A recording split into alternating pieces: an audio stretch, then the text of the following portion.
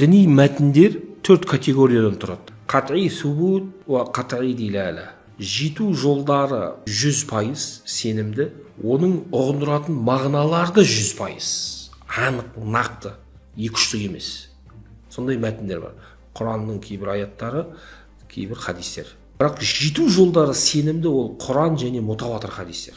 100% сенімді.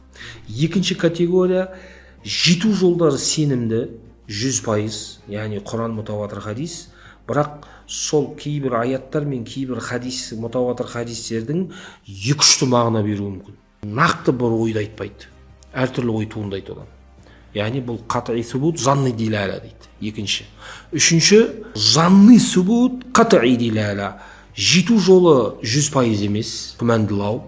Яғни жету жолы. Бұл Құран кірмейді бұған, кейбір хадистер кіреді, ахад хадистер, әлсіз хадистер. Бірақ ахад, әлсіз хадис болғанымен ұғындырып тұрған мағынасы нақты, кесімді, анық, әртүрлі ой туындатпайды. Ол қат'i дилала дейді оны. Төртінші категория занни субут, яғни жету жолы күмәнділау, яғни нақты емес, 100% емес.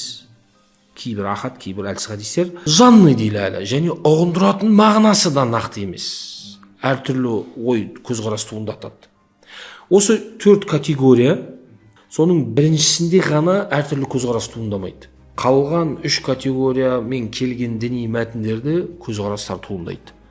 Жалпы мәтіндердің ары кетсе 10% ғана бірінші категорияға жатады. Көзқарастар туындайды, заман, қоғам, уақыт, кеңістікке қарай көзқарастар өзгеруі мүмкін. Діни үкімдер өзгеруі мүмкін. Мысалға, мына суды алайық. Мына су дәрігерлік, медициналық тұрғыдан айтайық. Мысалға, бір операциядан шыққан адамға дәрігер айтуы мүмкін. Бір операция түрлері бар, адам сондай бір ауруға шалдыққан, операция жасалған, су ішсең өліп кетесің.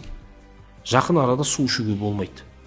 Оған су медициналық тұрғыдан харам, тыйым салынады. Енді бір ауру түрлері бар. Су ішсе денсаулығын асқындырады белгілі бір мерзімде. Су ішпеу керек оған. Су оған медициналық тұрғыдан макрух. Енді бір адам бар, су ішсін, ішпесін, оған зиян да жоқ, пайда жоқ. Оған мубах, рұқсат. Үкімдер де жағдайға қарай өзгеруі мүмкін.